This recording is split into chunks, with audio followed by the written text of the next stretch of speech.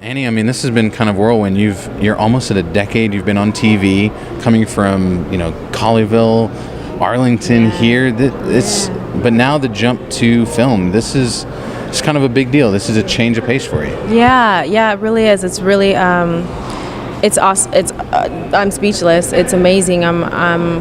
I've always wanted to, be in film, and so, that, like you said, the transition, TV, and now we're in film, and especially this film, like, it's huge. Not a lot of times does a film that's so epic already just come across your lap where you're like, I have to be in this. I would love to do this. And so I remember just begging Benny at a certain point, Benny Boom, the director. I was like, look, at this point, I don't care. I'm shameless.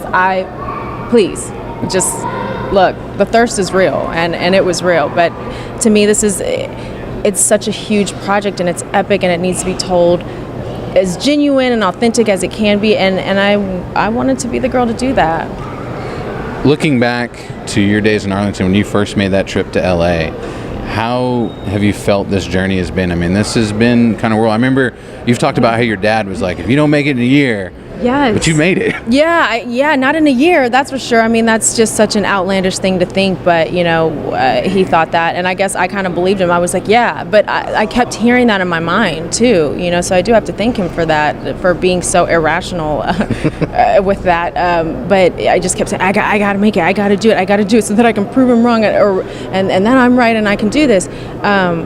But the journey has been a whirlwind, for sure, and not an easy one, that's for sure. I mean, many a times where I've called my parents, I'm leaving, this is not for me, this is not what I'm doing because I didn't get this, but then everything happens for a reason if you stay on the path, and you continue to do what you got to do and you work hard. You didn't get that because you were supposed to get this or because you're supposed to learn this lesson, and so I'm starting to see that now as I continue. But in the beginning, man, I will say, people really think that this thing is easy, and I think because you see the glitter and you see the lights and you see the carpet, and it's not. I don't say that to deter anybody. I just say it to keep it real and let people know that there's a lot of hard work, and anyone that you see out there really working and grinding, I mean, they've put in their life, like any other job, So I'm just happy to do it. I'll do it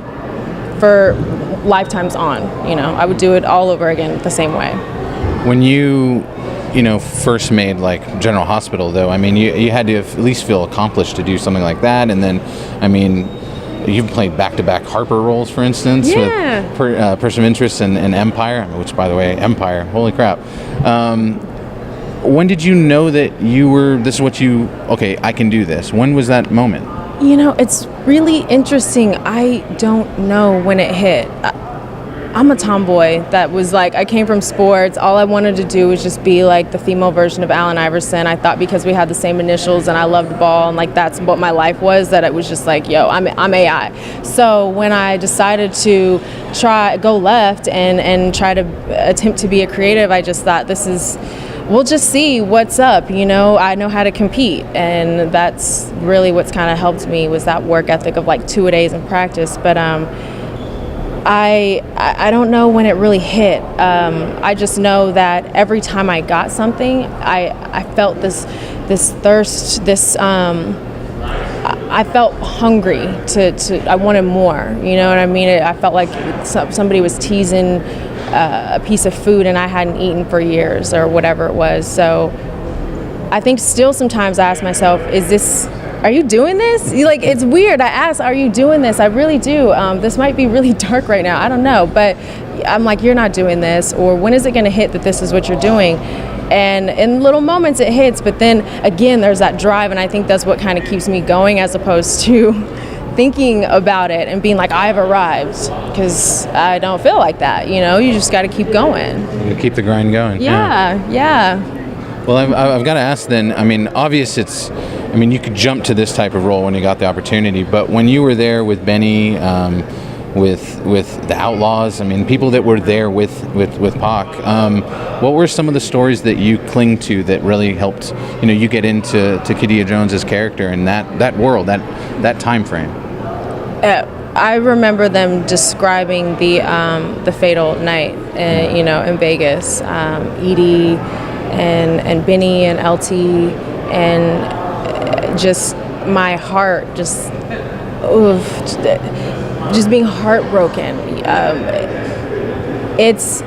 This story is a really tough, beautiful story. It's really rare that you get moments where you have so much, like on extreme ends of the spectrum, all wrapped in one, and then you still leave being like, yo, I'll do that again. It's like the scariest roller coaster ride, and you're like, oh, hell no. And you get on it, and you're like, no, and you're crying, and you want to like throw up or whatever, and then you do it, and you want to do it again. And not that I didn't necessarily feel like that with this movie, but specifically I felt like that when we shot that scene, that night when he leaves the hotel room. That was really, really tough. But probably everything that they've shared with me, I'm like, that really happened? Or are you serious? I mean, to be so close to people that knew him and were like Edie and LT and all of them, to be so close right next to them, and they're telling me stories about Pac, this living legend. Everything was just eye-opening for me. I had no idea. As far as getting to play Kadia, did you look into that? I mean, did you get contact with her or anyone, Rashida or anyone like that? I wish. No, I did as much research on Kadada Jones as I could. But it was also during a time where there's not a lot of information out there. We didn't have all the social medias, and you swipe information at the swipe of a finger. So I would even analyze pictures of them just to look at body language and behavior, like try to psychoanalyze that. But LT and Edie and Benny were super amazing with shading in every single part that I was like, I'm not really sure about this, or what, explain this. I need information on that. They were right there. You're only as strong as your team. So they were. It really wasn't me. I feel like I have to give them so much credit, because they were the coaches that led us to what I think is a victory with this film. What's it like working off the man who looks exactly like Pac, Mr. I mean, it's eerie. It's kind of spooky. Oh, it's very eerie, and his performance. I mean, the entire film is seamless. It's eerie.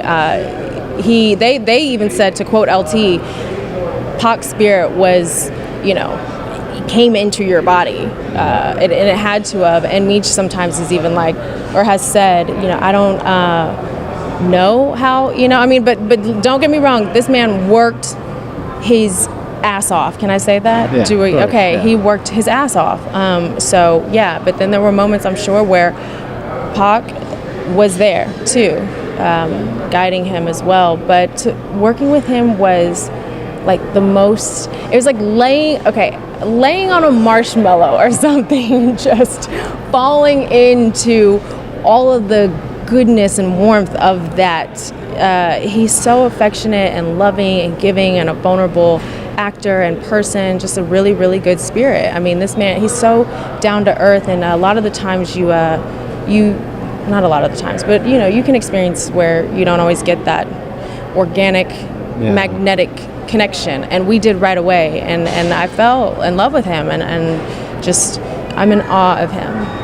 Yeah. As far as this year, I mean, obviously this movie hopefully blows up. I mean, I think the fans want it to, and the fact that it's coming out on what would have been his 46th birthday. But this year, personally for you, I mean, in October, Till Death Do Us Part, which is going to be a very emotional take, and I mean, it's domestic abuse month as well. Yes.